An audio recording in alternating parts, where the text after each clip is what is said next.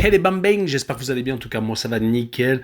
Je vous fais aujourd'hui une vidéo ultra courte de la Première Ligue car je suis ultra en retard. Il est déjà presque 10 heures et je n'ai pas encore fait la 23e journée de Première Ligue. Les matchs que j'analyse pour vous sont les suivants: Everton contre Tottenham, Brighton, Crystal Palace, Burnley, Fulham, Newcastle, Luton Town, Sheffield United, Aston Villa, Bournemouth contre Nottingham Forest, Chelsea, Wolverhampton, Manchester United, West Ham. La première affiche intéressante de cette journée, ensuite le choc Arsenal-Liverpool. Et pour finir, Brentford contre Manchester City. On jette un petit coup d'œil sur le classement où actuellement en tête il y a Liverpool avec 51 points, 5 points d'avance sur Manchester City mais avec un match en retard. Arsenal est 3e avec 46 et 4e Tottenham avec 43. Et en fin de classement, les 3 équipes relégables sont pour l'instant Everton, Burnley et Sheffield United. 8 points d'écart quand même entre Everton qui est 18e et dernier Sheffield United avec 10 points. Donc c'est très compliqué pour l'un des promus. Sans doute à la fin de saison, il risque de descendre en Championship. N'hésitez pas à venir nous rejoindre sur le site VIP et les réseaux sociaux, tout est à l'écran et en description. N'oubliez pas de venir nous rejoindre dans la communauté où on est au-delà des 16 100 et bientôt 16 200. Merci encore. Et on commence avec Everton contre Tottenham, le 18e qui reçoit le 4e. Les objectifs ne sont pas les mêmes. Everton, ces derniers temps, ne perd pas non plus beaucoup. Une seule défaite, c'était en FA Cup contre Luton Town. Une grosse déception à la maison, une équipe de Championship. Mais ils font beaucoup trop de matchs nuls, que ce soit en coupe ou en première ligue, avec par exemple un match nul contre Aston Villa et contre Fulham, à chaque fois sans prendre de but, ce qui est vraiment le point positif. Et ils ont réussi à éliminer en 2 manches Crystal Palace. On retiendra que sur les 5 derniers matchs, donc toutes compétitions confondues, qu'une seule fois ils ont pris de but, et malheureusement c'était contre Luton Town. Du côté de Tottenham, ils essayent d'accrocher toujours une place en Champions League. Pour le titre, ça va être vraiment très compliqué. Ils ont été beaucoup trop irréguliers à une certaine période. Malheureusement, ils ont perdu il y a peu de temps contre Manchester City en Cup. Cela leur enlève un objectif. Et ils se sont redressés contre Brentford, gagnant 3-2 à la maison. Sur ce match-là, je vois une victoire de Tottenham 1-0 à Everton, avec le moins de 3 buts sur le match, avec une cote à 1,95. Le match suivant est Brighton contre Crystal Palace. Brighton est 9e alors que Crystal Palace est 14e. Il y a tout de même 8 points d'écart entre les deux équipes. Brighton, ces derniers temps, c'est assez bon, mais ils ont totalement chuté en Première Ligue à Luton Town, prenant 4-0. Ils sont encore qualifiés en Cup, gagnant à Sheffield United dernièrement. Par contre, beaucoup trop de matchs nuls en championnat. 3 sur les 5 derniers matchs. Une seule victoire contre Tottenham et une grosse défaite à Luton, mais ils vont jouer à domicile contre Crystal Palace, qui de son côté vient de s'imposer contre Sheffield United, mais qui a été éliminé de la FA Cup à Everton et qui reste sur un gros déplacement à Arsenal où ils avaient pris 5-0. Sur ce match-là, je vois une victoire de Brighton 2-1, mais je verrai les deux équipes qui marquent avec une cote à 1,80. La rencontre suivante est Burnley contre Fulham. Les deux équipes sont en deuxième partie de tableau. Fulham est 13e alors que Burnley est pour l'instant relégable. Il y a déjà 13 points d'écart entre les deux équipes. Burnley qui va recevoir Fulham doit absolument gagner. Ils ont perdu 4 de leurs 5 derniers matchs, toutes compétitions confondues. Ils ont été éliminés de la Cup par Tottenham et à domicile, c'est plutôt compliqué. Une seule victoire et c'était contre Sheffield United, une autre équipe en difficulté. Ils ont perdu par exemple 2-0 contre Liverpool à la maison et perdant également contre West Ham et Everton. Du côté de Fulham, ce n'est pas beaucoup mieux. Il faut remonter très loin pour voir une victoire de Fulham et c'était en début 2024, le 5 janvier. Cela fait quasiment un mois. Ils ont enchaîné 3 défaites et 2 matchs nuls, toutes compétitions confondues. Dommage qu'ils aient été éliminés par Liverpool en League Cup car ils ont failli passer contre les Reds, perdant au match aller 2-1 et faisant match nul, 1 but partout au match au retour. Et là, actuellement, il reste sur un match nul contre Everton, nul et vierge. Sur ce match-là, je vois bien un 0-0 avec le away no bet et le match nul remboursé 6 victoires de Fulham à l'extérieur avec une cote à 1,94. Le match suivant est entre Newcastle et Luton, le 8e contre le 17e. Luton n'a pas le même objectif que Newcastle. Le promu veut se sauver et sur les dernières rencontres, c'est plutôt bien parti dans l'état d'esprit car ils ont gagné leurs 3 derniers matchs, gagnant contre Bolton et contre Everton en FA Cup. Ils sont encore qualifiés et ils viennent de battre 4-0 Brighton. Ce n'est pas évident à trouver ce genre de pronostic, car gagner 4-0 Brighton, il faut le faire. Ils restent donc sur 5 matchs sans défaite, car ils avaient également accroché Bolton lors de la première manche en FA Cup, et ils avaient fait un but partout contre Burnley à l'extérieur. Mais Newcastle est en train de se réveiller, ils sont ultra irréguliers, on joue la C1, c'est peut-être beaucoup trop pour leur effectif. En tout cas, actuellement, ils sont 7e en Première Ligue, sont malheureusement finis pour le titre. Ils ont déjà quasiment 20 points de retard sur le leader. Et pour la dernière place de Coupe d'Europe via le championnat, ils ont 11 points de retard sur Aston Villa. Donc ils sont quasiment en roue libre, ce qui leur permet d'avoir de bons résultats quand ils se déplacent, comme leurs 3 dernières victoires, toutes compétitions confondues, à Sunderland, à Fulham et à Aston Villa, où ils ont à chaque fois marqué entre 2 et 3 buts. C'est plutôt à la maison où ils ont un peu plus de difficultés, car ils ont perdu 3 de leurs 4 dernières réceptions. Leur dernière victoire était contre Fulham 3-0. Je verrai donc un match très accroché et je verrai une victoire 3-2 de Newcastle, avec le plus de 2,5 buts sur le match, avec une cote à 1,46.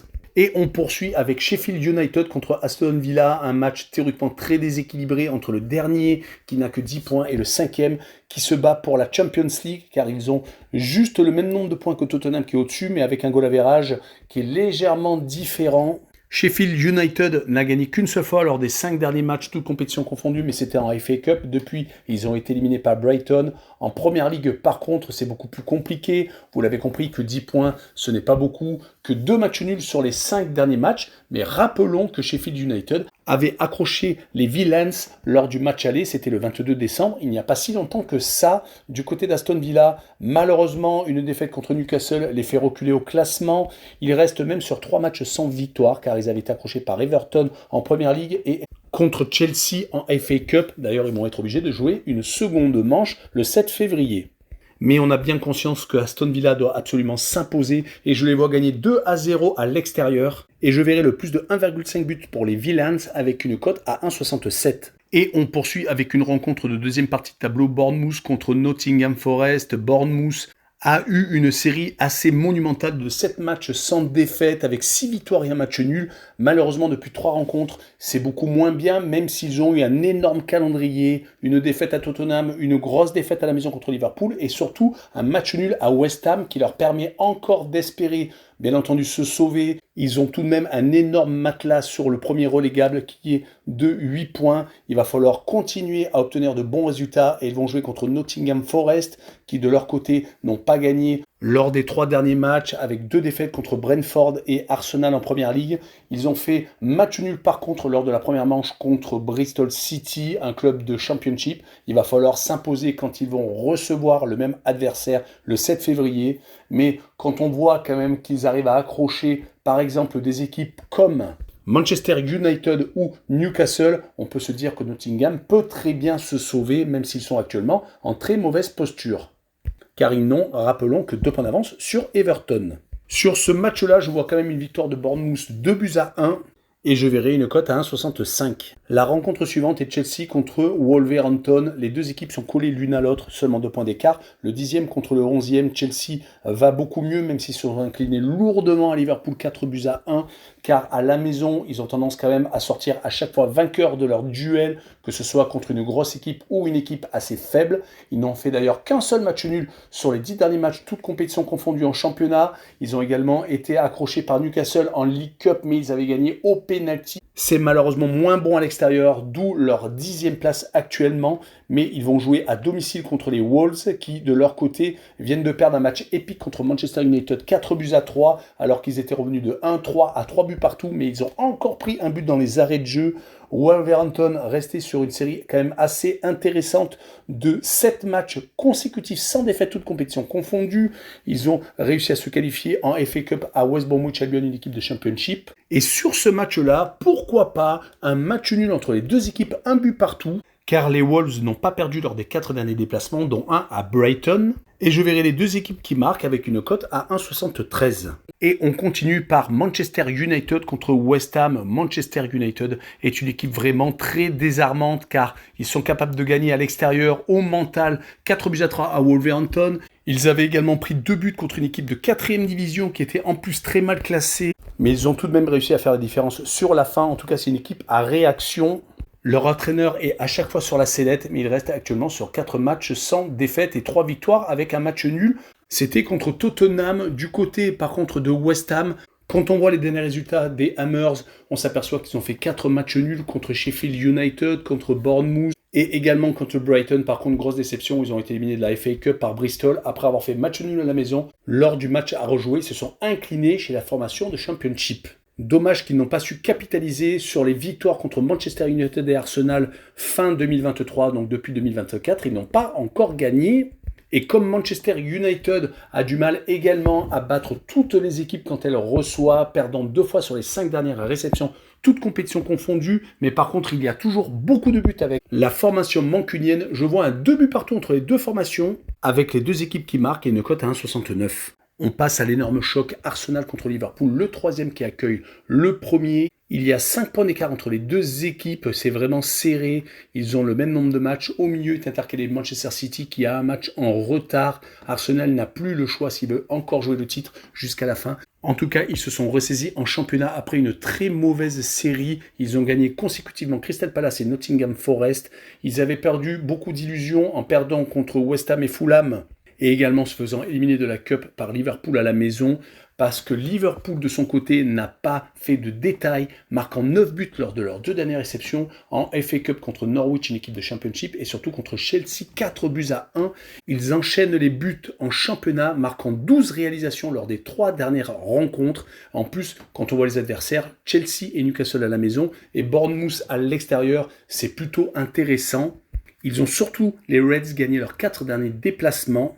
On notera que lors des confrontations directes entre les deux clubs, Arsenal n'a gagné qu'une fois lors des 7 dernières confrontations, Liverpool à 3 reprises. Il y a eu quand même eu 3 matchs nuls, mais les Gunners ont vraiment du mal quand ils reçoivent et ils perdent souvent 2 buts à 0. Ça va être mon score sur cette rencontre avec la double chance N2 avec une cote à 1,71.